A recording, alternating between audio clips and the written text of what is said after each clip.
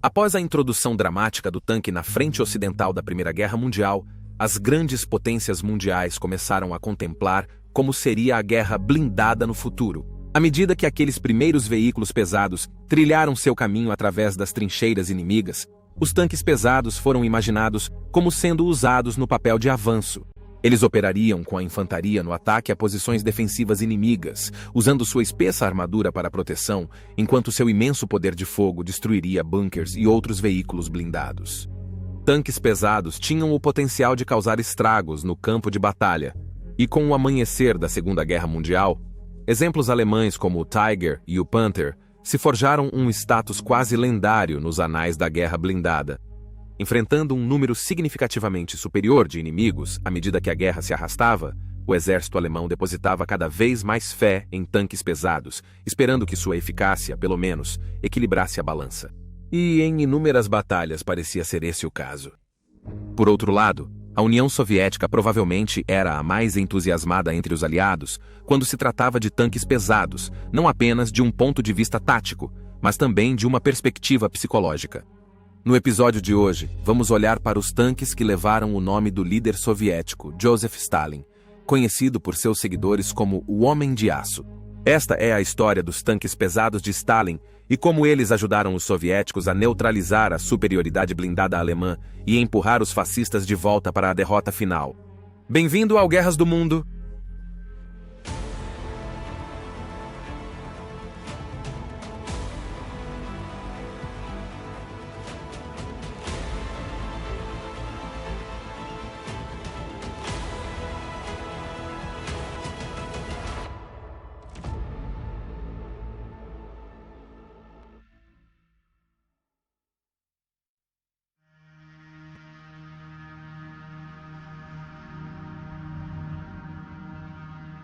Os tanques KV.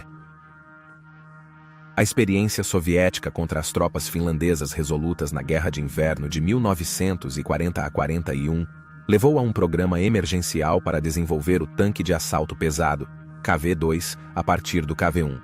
Isso foi uma medida desesperada por qualquer extensão da imaginação. O KV-1, pesando cerca de 45 toneladas, estava armado com um canhão de 76,2 milímetros. O KV-2 dispensou as torres do KV-1, substituindo-as por uma grande torre na qual estava alojado um obus de 152 milímetros, destinado principalmente à destruição de posições fortificadas, mas que também podia ser usado em um papel anti-tanque. Essa configuração adicionou mais 7 toneladas ao veículo. Apenas para referência, o M4 Sherman dos Estados Unidos da América era quase 20 toneladas mais leve que o KV-2. Os KV, quilômetro por hora, foram a criação de Kliment Voroshilov, um alto líder militar soviético e membro do Partido Comunista que conseguiu sobreviver às grandes purgas do paranoico Joseph Stalin, ajudando o ditador a remover qualquer um que tivesse caído em desgraça. Perto do fim da luta, os tanques pesados que carregavam suas iniciais começaram testes de campo contra os finlandeses, que descobriram que quase nada poderia parar esses behemoths blindados. Famosamente, as tropas finlandesas geralmente disparavam apenas 2 a 3 vezes antes de recuar, para economizar munição, caso não acertassem um tiro sortudo. Os soviéticos estavam satisfeitos com seus novos tanques, mas Voroshilov agora estava caindo em desgraça aos olhos de Stalin, sendo culpado por grande parte das falhas iniciais do Exército Vermelho no conflito. Ademais, os tanques demonstravam suas deficiências. O KV-2, por exemplo, com suas torres parecidas com torres, era muito pesado no topo e instável em terreno irregular, enquanto o anterior, KV, quilômetro por hora, recebeu críticas devido ao fato de que, apesar de seu custo, o canhão de 76,2 milímetros poderia ser montado no mais novo e mais barato tanque médio, tanque modelo 1934, e parecia haver pouca justificativa para investir ainda mais nele. Assim começou um projeto para aumentar o poder de fogo do KV, quilômetro por hora. Algo que se tornaria mais urgente quando os tigres alemães fizessem sua estreia espetacular na frente leste. Para permitir tempo para desenvolver um tanque que atendesse aos novos requisitos, uma medida temporária viu o KV, quilômetro por hora, modificado para o padrão KV-85, que alargou o casco para acomodar uma torre maior com maior proteção de armadura e equipada com uma arma principal de 85 milímetros.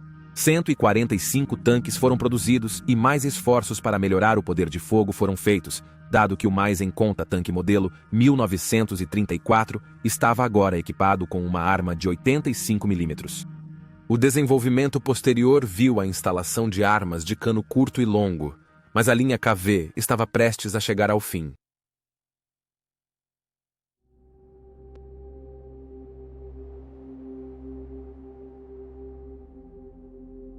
Mesmo no início da guerra, notou-se rapidamente que diferentes tipos de tanques para funções específicas colocavam grandes demandas na indústria soviética e na cadeia de abastecimento do Exército Vermelho.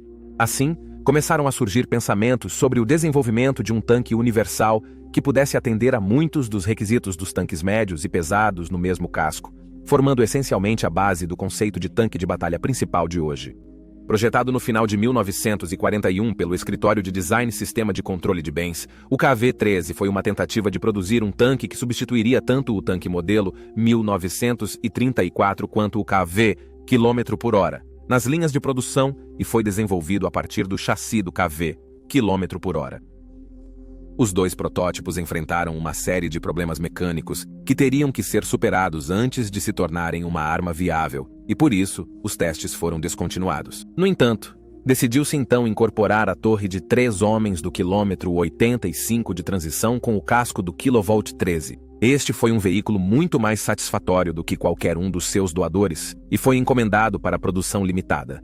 Mas com Voroshilov, tendo caído ainda mais em desgraça com Joseph Stalin por sua gestão do cerco de Leningrado, uma nova designação era necessária, e na disputa política da União das Repúblicas Socialistas Soviéticas, a melhor maneira de se destacar era apelar para a vaidade de Joseph Stalin. Assim, o tanque foi nomeado Joseph Stalin, ou JS-1, com base na ortografia anglicizada do seu nome.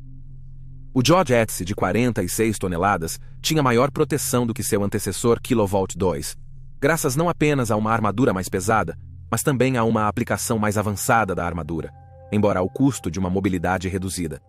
Com velocidade máxima de 37 km/h, era 16 km/h mais lento que o tanque modelo 1934, com quem enfrentaria muitos combates. No entanto, o JS herdou um antigo defeito fatal de seus antecessores, pois ainda possuía os mesmos armamentos do tanque modelo 1934. E por isso, quase imediatamente, iniciou-se um trabalho para aumentar o armamento do tanque Stalin. Felizmente, a torreta 85 km era ampla o suficiente para acolher armas de maior calibre e 2 foram escolhidas para testes em protótipos. Uma era o canhão bacharelado, em sistemas de informação de 100 mm, já em uso no destruidor de tanques submarino de 90 e 1 toneladas métricas, e que tinha excelentes qualidades de penetração de armadura, enquanto o outro era o recém-desenvolvido canhão autorização de número 19 de 122 mm. No final, o A-19 foi o vencedor com base em ser a melhor arma versátil para as funções antitanque e de avanço, sendo esta última vista como uma prioridade muito maior para o novo tanque, ao invés de apenas duelar com a pesada armadura alemã. A produção do IS-1 iniciou no fim de 1943, com 67 unidades feitas até o ano terminar. No entanto, a decisão de mudar para a variante índice de satisfação do serviço mais poderosa significou que esses veículos foram enviados de volta à fábrica para serem reconstruídos antes que pudessem marcar presença nas linhas de frente. Camarada Stalin ficou tão impressionado com a arma que levava seu nome que proclamou que com este tanque os soviéticos ganhariam a guerra.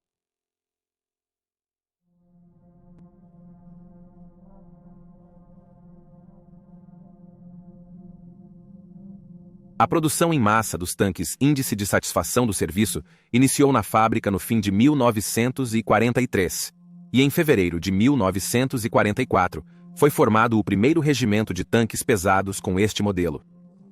Dadas as altas expectativas do tanque, inicialmente ele foi atribuído a unidades de guarda de elite e um regimento típico era composto por 4 companhias de 5 tanques.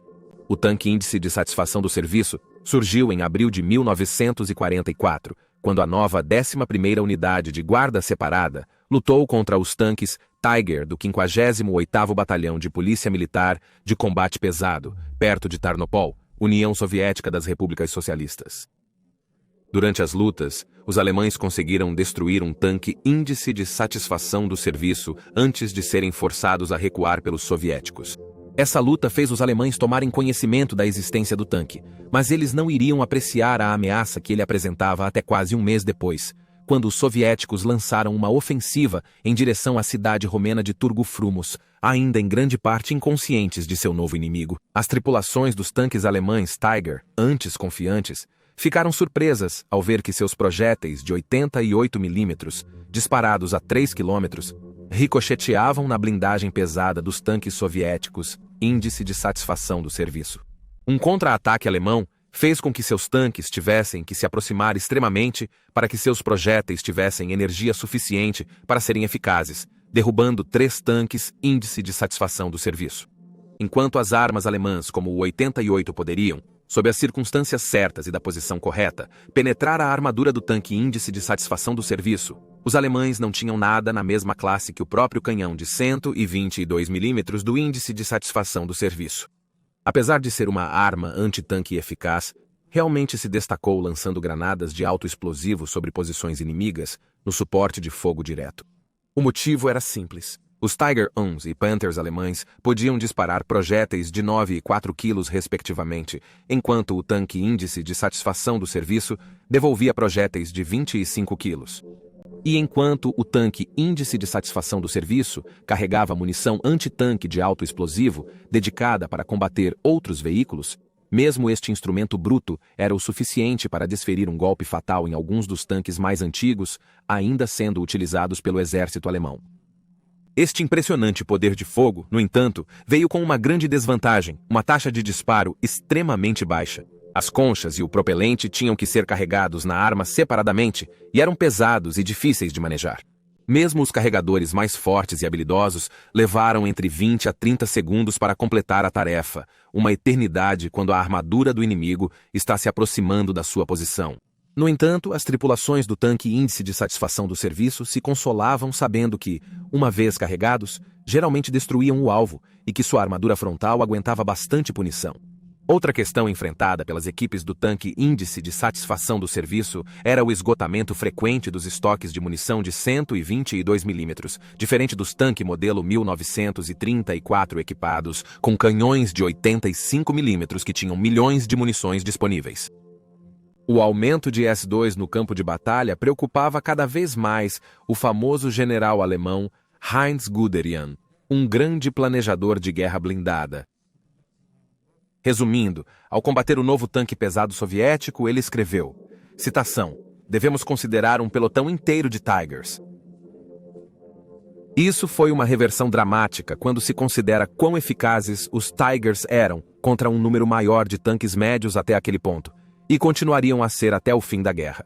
Os sentimentos de Guderian seriam expandidos em um manual alemão intitulado Notas para as Tropas Panzer, que dizia, embora a penetração de maneira alguma seja fácil contra a armadura frontal em longas distâncias, os tanques de Stalin devem, sempre que possível, ser enfrentados pelos flancos ou pela retaguarda e destruídos por fogo concentrado.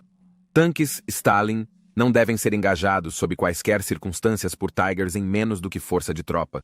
Usar tigres solitários é convidar para a sua destruição. Contudo, apesar de os alemães terem ficado impressionados com o poder de fogo e proteção do IS-2, não se impressionaram tanto com a mobilidade dos novos tanques soviéticos no campo de batalha, tornando-os alvos pesados para projéteis de tanques ou artilharia, uma vez localizados. A taxa de disparo dolorosamente lenta também agravou o problema para as equipes, o que significa que a precisão ao disparar e entregar aquele golpe fatal era de alta prioridade. Porém, novamente, os ases alemães de tanques perceberam que, nos primeiros dias, os regimentos IS-2 pareciam não ter habilidades suficientes para utilizar plenamente sua nova arma. Isso mudaria com a experiência, mas numerosos IS-2 foram perdidos nesse meio tempo devido a essa incapacidade de explorar totalmente seu potencial e lidar com suas fraquezas. O aparente domínio de seu outrora letal Tigre alimentou os desenvolvimentos na Alemanha de um sucessor ainda mais poderoso. O Tiger II, ou King Tiger, como era conhecido pelos aliados, até superava o pesado IS-2, pesando cerca de 70 toneladas, ostentando 185 mm de armadura inclinada na frente, o que aumentava sua efetividade e estava armado com uma versão aprimorada do canhão de 88 mm de seu predecessor. Como seu antecessor, o Tiger II devastou hordas de tanques de todas as classificações em todas as frentes onde foi implantado. No entanto, compartilhava uma fraqueza com seus equivalentes soviéticos, pois a proteção e o poder de fogo que possuía vinham ao custo da mobilidade. E na frente oriental, que muda rapidamente, especialmente, pois simplesmente não conseguiam acompanhar as forças alemãs em retirada. No entanto, os soviéticos não estavam parados com o seu IS-2, e mesmo enquanto ele estava entrando na luta, uma arma mais avançada já estava em desenvolvimento. O IS-3 incorporou uma série de melhorias, sendo as mais notáveis a sua torre semi-hemisférica e o seu casco dianteiro em forma de lança, ambos melhorando a proteção da armadura sem adicionar mais peso. No entanto, o desenvolvimento desta terceira iteração foi atrasado por ser o que ajudaria a terminar a guerra. Agora, com a introdução do novo Tigre II, o cenário estava preparado para um confronto entre os dois pesos pesados da frente oriental para determinar o melhor tanque.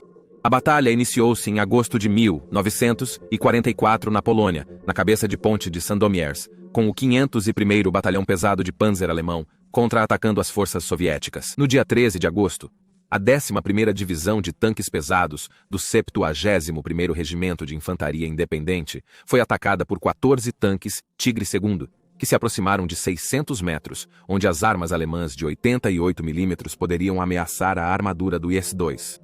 Relatórios indicam 4 Tiger II destruídos e 7 danificados, contra 3 IS-2 destruídos e um número igual danificado. Muito perto para realmente chamar. No entanto, um resultado da batalha é incontestável, a saber que as perdas foram muito mais dolorosas para os alemães do que para os soviéticos.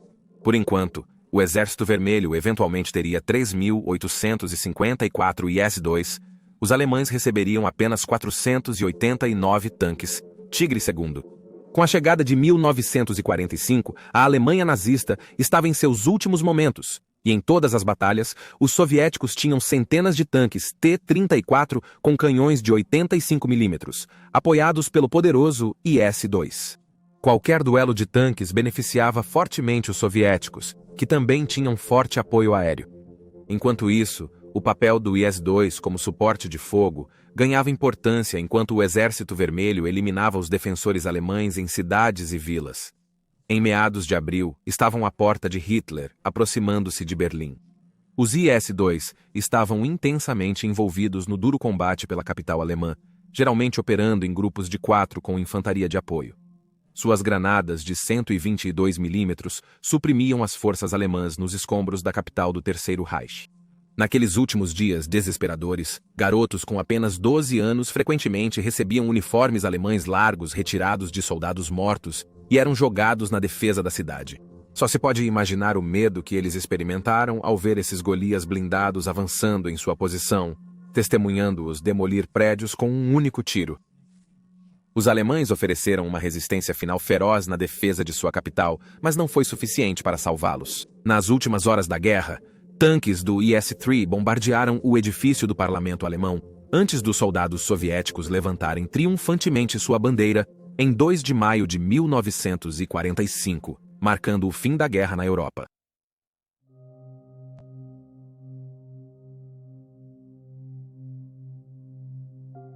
O IS-3 quase não participou dos combates na Segunda Guerra Mundial, mas isso não impediu os soviéticos de exibir o tanque durante o desfile da vitória em Berlim em 7 de agosto de 1945.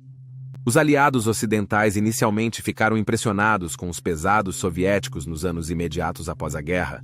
Os exércitos ocidentais começaram a ver o IS-3 e o IS-4 como uma ameaça muito real. Os manuais de treinamento blindado britânicos até plagiaram os alemães da época da guerra sobre os tanques Stalin, enquanto tanques mais novos e pesados foram desenvolvidos especificamente para combatê-los, como o americano M103 e o britânico Challenger, ambos equipados com uma arma de 120 mm. Tanto o IS-3 quanto o IS-4 foram atualizados para permanecerem relevantes e em serviço até os anos 1960. A China tentou replicar o IS-3, mas sem sucesso, enquanto o Egito comprou vários IS-3s para usar nas guerras do Oriente Médio contra Israel. Apesar de uma vantagem no papel quando comparado a muitos dos tanques médios de Israel, Os IS-3s se saíram mal contra as habilidosas equipes de tanques israelenses. O tanque pesado feito pelos soviéticos também era mal adaptado para operações no deserto. Engenheiros soviéticos trabalharam no projeto de sucessos para a série IS, e vários projetos e protótipos bastante promissores receberam a designação IS. O IS-4 era uma versão melhorada do IS-3 com maior blindagem, mas teve uma produção limitada devido à sua mobilidade ainda pior. A produção do IS-3 já havia começado e o fim da guerra negou mais investimentos. Vários protótipos e tanques de papel vieram depois, mas não foi até o IS-5 que um veículo de produção foi produzido, mais ou menos. Veja, quando o índice de satisfação do cliente estava pronto para ser introduzido em serviço em 1953, Stalin já havia falecido, para alívio de muitos na União das Repúblicas Socialistas Soviéticas. Liberados do tirano que os oprimiu por quase um quarto de século, o novo regime queria se distanciar o máximo possível da sua era. E assim como quando Voroshilov caiu em desgraça com Stalin e seus tanques pesados perderam o nome, agora Stalin também teve seu nome removido dos tanques pesados, o índice de satisfação do cliente passou a ser conhecido simplesmente como tempo de 10 minutos. E então você tem a história dos tanques de Stalin. Por favor, comente abaixo com suas opiniões e reações. E lembre-se de curtir este vídeo e se inscrever para apoiar o canal. Obrigado por assistir e te vejo na próxima vez.